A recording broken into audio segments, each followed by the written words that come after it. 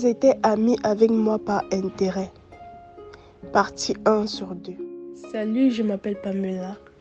Je suis une béninoise de 21 ans et bientôt 22. Actuellement, je vis à Porto Novo, la capitale, dans un petit studio en attendant que les maçons que j'ai engagés finissent de construire ma villa pour que je m'y installe. Depuis mon enfance, je vivais dans le quartier le plus beau et le plus riche de cette belle ville avec mes parents. Notre maison était la plus belle et la plus grande. En plus de cela, elle était en étage. Mais malgré ma richesse, j'étais humble. Je ne me prenais pas la tête auprès des enfants des autres quartiers que je fréquentais parce que mes amis y étaient. Vous allez sans doute vous demander pourquoi est-ce que je ne fréquentais pas ceux de mon quartier.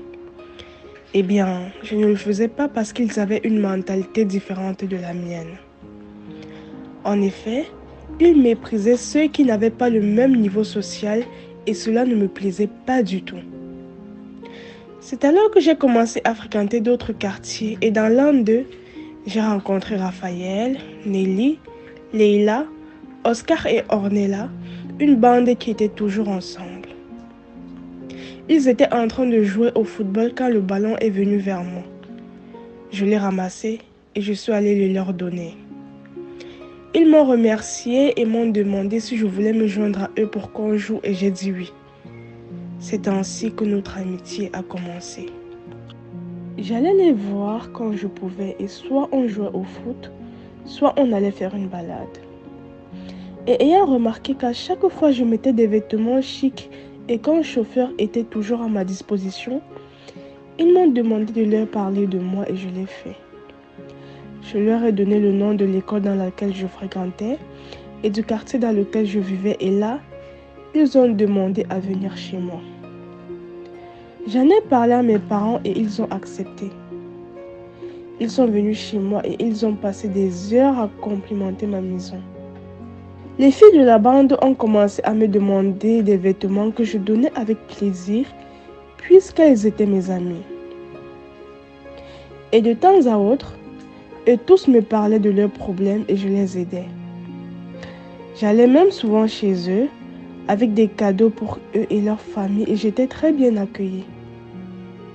Les enfants de mon quartier ont commencé à se moquer de moi en disant que je préfère fréquenter les quartiers délabrés. Moi, je leur ai dit que je préfère le faire parce que les gens qui y sont ont un bon cœur contrairement à eux. L'un d'eux m'a même dit un jour que mes amis étaient matérialistes, mais je n'ai pas cru.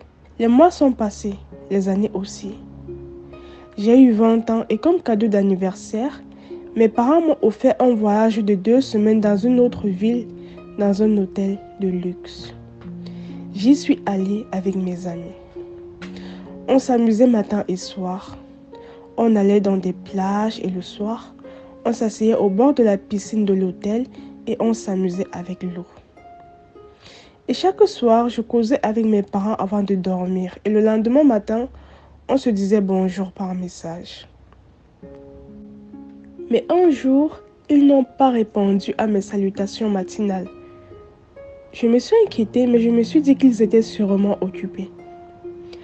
Mais quand je les ai appelés le soir pour qu'on échange comme d'habitude et qu'ils n'ont pas pris mon appel, j'ai compris que quelque chose clochait et j'ai demandé à mes amis qu'on rentre en leur expliquant la situation. Ils ont essayé de me dissuader en disant que mes parents étaient occupés et ils m'ont supplié de rester encore. J'ai trouvé ce comportement bizarre. Comment est-ce que je peux leur expliquer une situation pareille? Et au lieu de se préparer pour qu'on rentre, ils me supplient de rester, comme si mes parents n'étaient pas importants. C'est ce que je me suis demandé intérieurement. Nous sommes rentrés et je leur ai demandé de m'accompagner à la maison, mais ils m'ont dit qu'il se fait tard et qu'il ne faut pas qu'ils rentrent chez eux tard. J'ai encore trouvé cela bizarre puisque personne ne savait qu'ils allaient rentrer avant la date qui était prévue.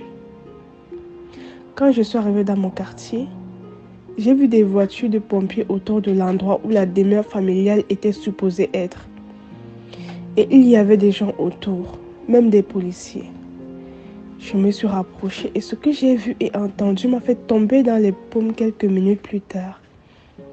La maison avait été consumée par la flamme.